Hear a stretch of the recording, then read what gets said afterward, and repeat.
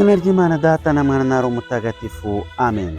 Nshuti bavandimwe bakunzi bacu, shalom, nimugire amahoro. Padiri Dominique ubasuriza hano i Roma. Murakaza neza muri gahunda yo kuri wa gatanu wa kino cyumweru cya 13 gisanzwe.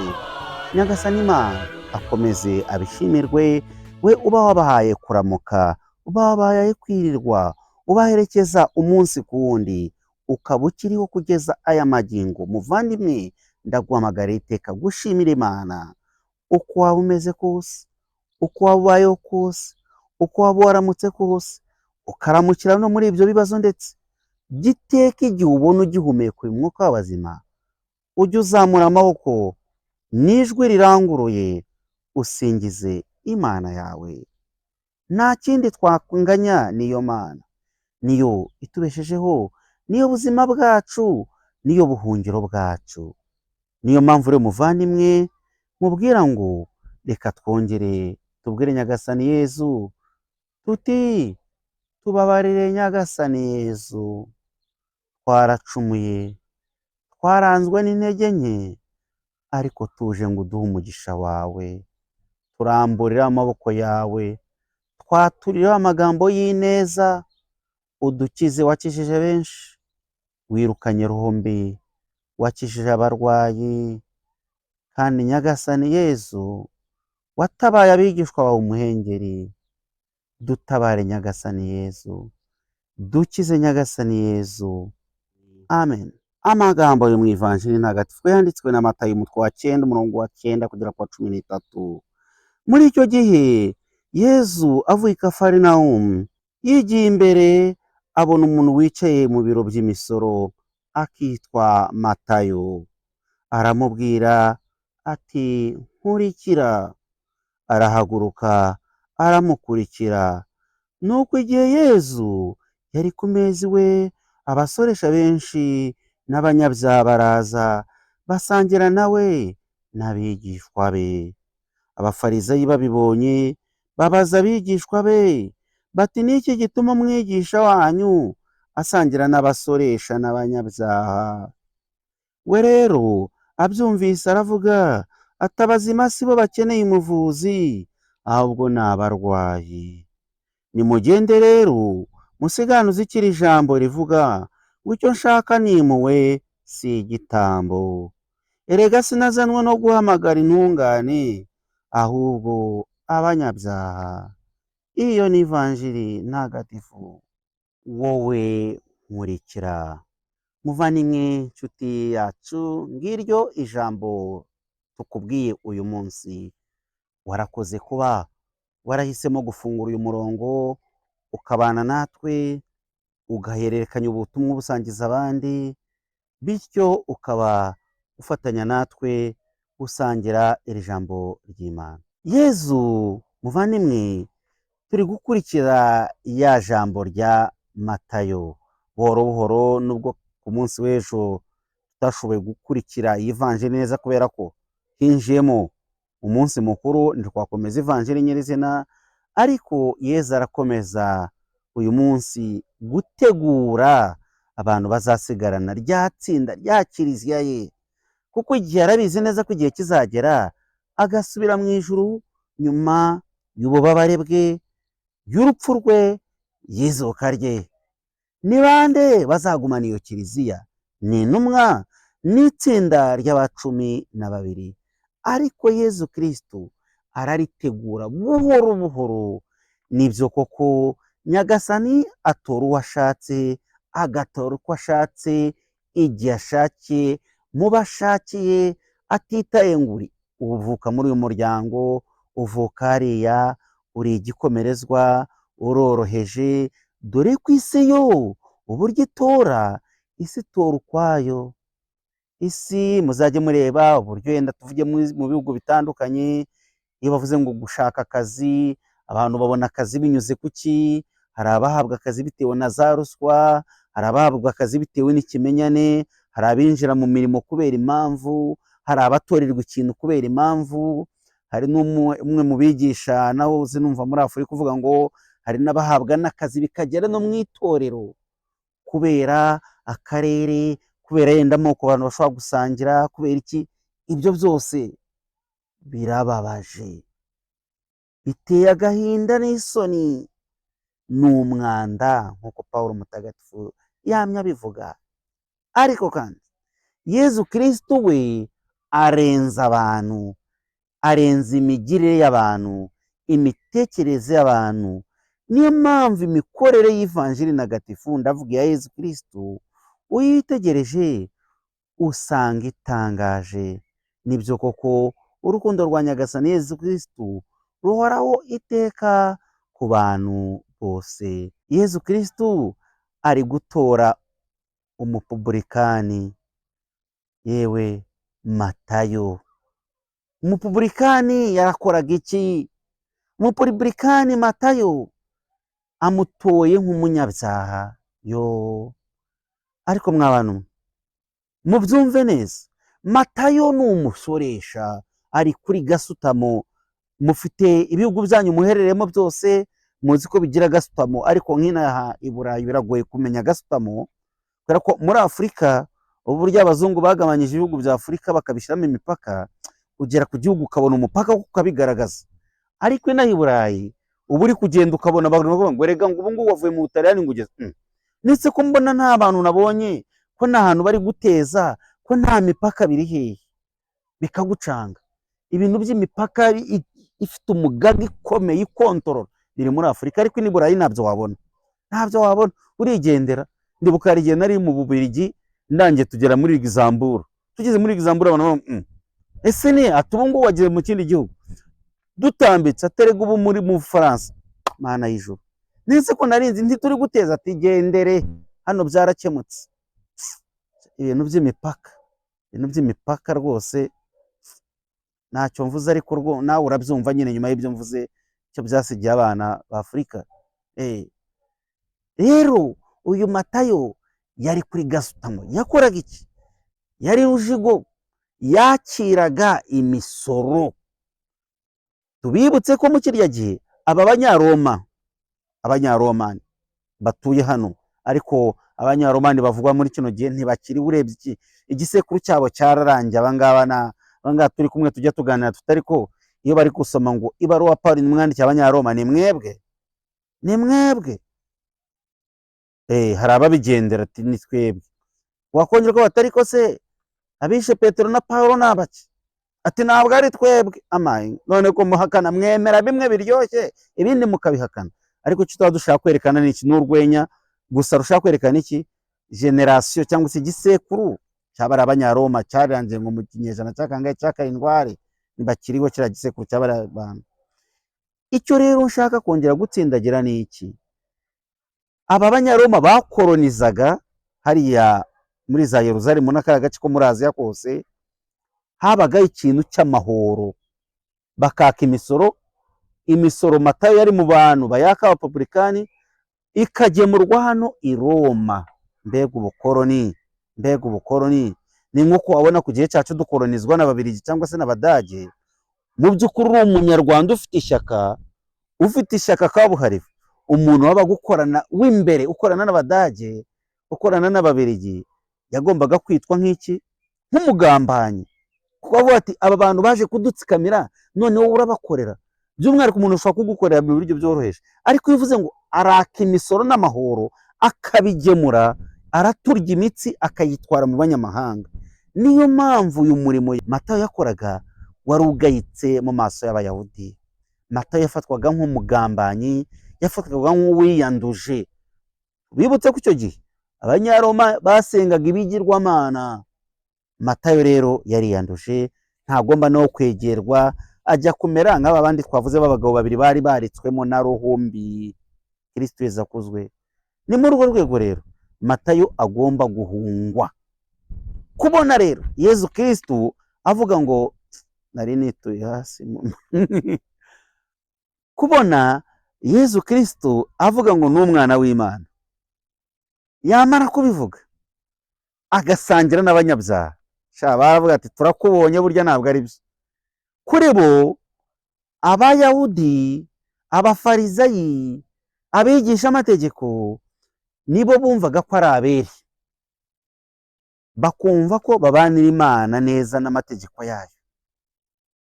Kubona rero na Yezu nibavuga ngo n'umwana w'Imana, yakagombye kuba akora kimwe nabo, kubera ko bene aba bantu ba Matayo, aba bantu bayitwaga ngo ni abanyabyaha, ntawabegeraga.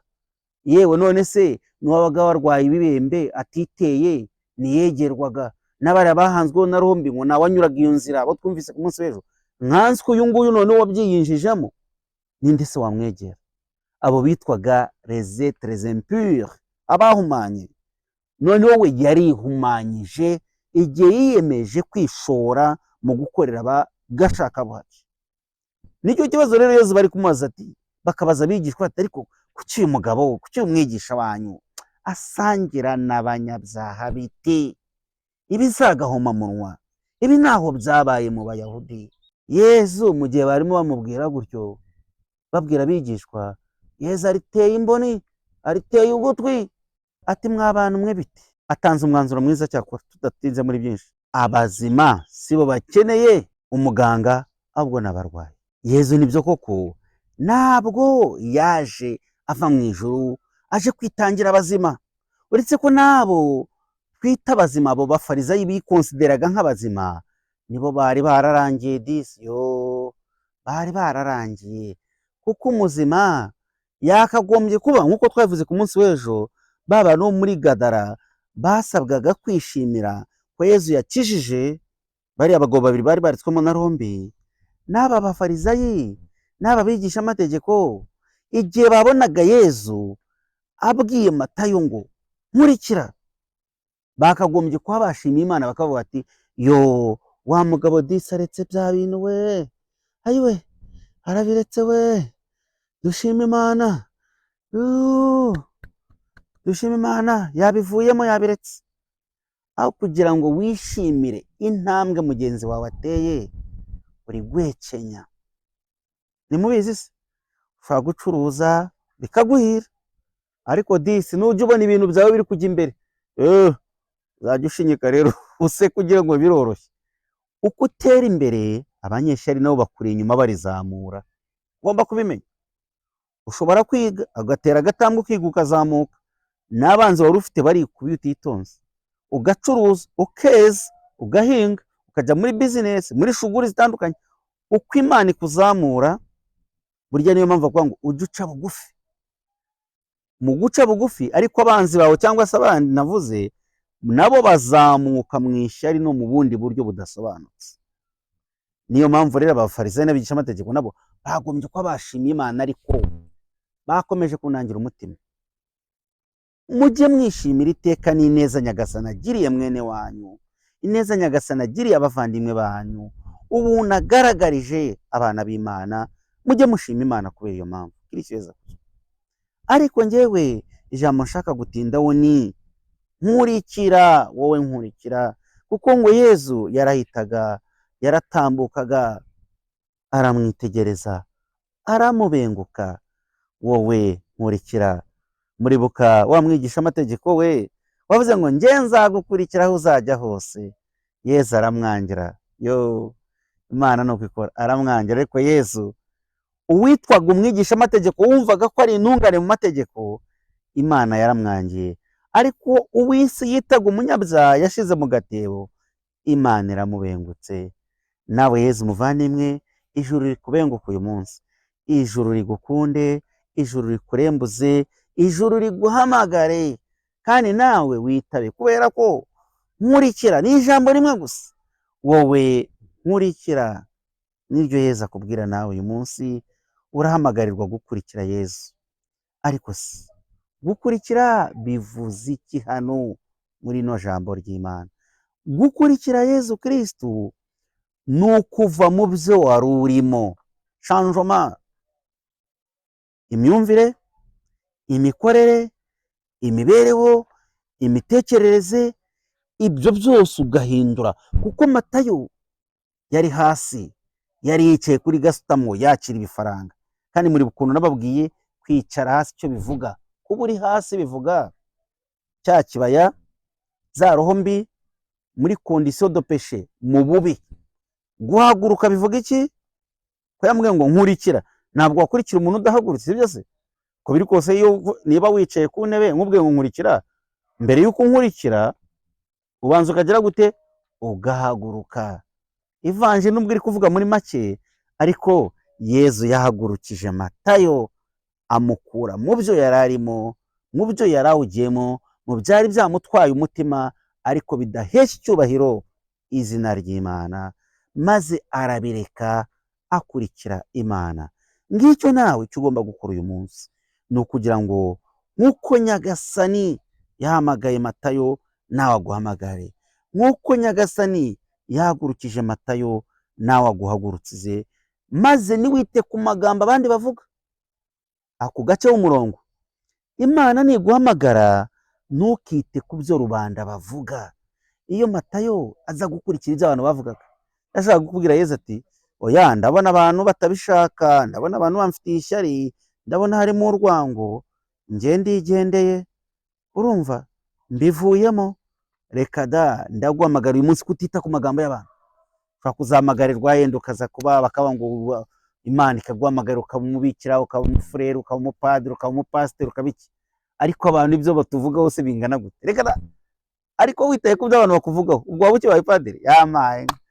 Uzi umuntu abantu bifuza ko abapadiri, hari umuntu wigeze kuduha umwiherero ngo umupadiri abakirisitu bifuza bazapfa batamubonye. Yarashatse kuvuga iki? Uzarebe kondisiyo akenshi abakirisitu baba bifuza padiri amera gutya, kandi bo, ariko si bose, mu mbabare ndi kuvuga muri rusange, bo ibyo bakora, ibyo babamo, wagira ngo Nyagasani yarabibasoneye. Ni ukureba abandi tukabacira imanza, tukabanenga, tukabashungura, ariko twebwe tukagira gute? Tukisiga. Ninde wakubwiye kwisiga? Nujya ubanza gutunga agatoki abandi, ujye wiheraho, ujye umwibuka ko za zindi enye nazo ziri kukureba. Kristo Yezu akuzwe. Nicyo rero ngiye ngushimira, nicyo ngicyo nkwifuriza. Ndagusaba kugira ngo uhagurukane nk'uko Yezu yahamagaye Matayo agahaguruka, nawe uhaguruke uyu munsi, ubwire Yezu aguhagurutse. Uhaguruke utitaye ku kazi wakoraga, ubuzima urimo uko bumeze uyu munsi, uko uteye uyu munsi, uko uhagaze uyu munsi, ibyo ntubyiteho, sibyo? Kuko n'abakurikiye bose Nyagasani, uwagira ngo bakubwire ubuzima babayemo cyangwa se ubwo barimo uyu munsi, ese ninde ubikwiye? Rya jambo avuga ngo nubwo ntari mbikwiye bwose ntacyo rigukopeza. Ninde se? Nyagasani aguhamagara kubera ubuntu akugiriye, kubera ineza akugiriye, ntabwo yita ku butungane bwawe. Kristo Yezu akozwe. Ndagushimira rero wowe ushoboye kongera guhamagara, kuzirikana ku muhamagaro wawe uyu munsi, ko Nyagasani yaguhamagaye, hari intambwe ashaka kuguteza. Nyagasani ashaka kugukura wamye urinde umusoresha mbere ya Matayo, mbere y'uko yitwa Matayo, muri uko yitwaga, none yabaye umwamamazabutumwa. Nawe ndagushimira wowe umwamamazabutumwa. Nyuma y'iri jambo Yezu arakubwira ngo nkurikira. Kurikira, gukurikira ni ugukurikira Yezu Kristo. Ntabwo avuga ngo gukurikira Yezu Kristo si ukumujya inyuma gusa, nk'uko ukurikira umuntu ubona umwana ari inyuma y'umubyeyi we. Reka da, ni ugukurikira Yezu Kristo mu bitekerezo, mu bikorwa, mu mvugo, mu ngiro, ugakurikira Yezu Kristo wese. Kandi gukurikira Yezu Kristo ni ukwemera rya jambo rye, ukemera ko ahindura ubuzima bwawe nk'uko yahinduye ubwa Matayo, akamuhindurira icyerekezo, nawe aguhindurire ubuzima, ineza, impuhwe n'urukundo bya Nyagasani Yezu Kristo bihorane nawe n'abawe bose. Urakoze Nyagasani Yezu, urakoze Nyagasani Yezu, urakoze Nyagasani Yezu, kongeye kudufasha kuzirikana ku muhamagaro wa Matayo. Nibyo koko mu guhamagarwa, mu kugukurikira, hari bamwe babibonye ukundi, ariko urukundo rwawe nturureba abo bandi, ahubwo rureba abo uhamagaye. Warakoze Yezu, ukomeza kubenguka benshi, utitaye ku ntege nke zabo, ahubwo ku rukundo rwawe. Duha umugisha twese kuri uyu munsi, kandi umugisha wawe utubesheho, wowe ugategeka iteka ryose. Amen. Nyagasani Yezu nabane namwe. kwa byose nabaho mu Imana Data na Mwana na Roho Mutagatifu, amen. Padiri Dominique i Roma, mwese mbifurije umunsi mwiza.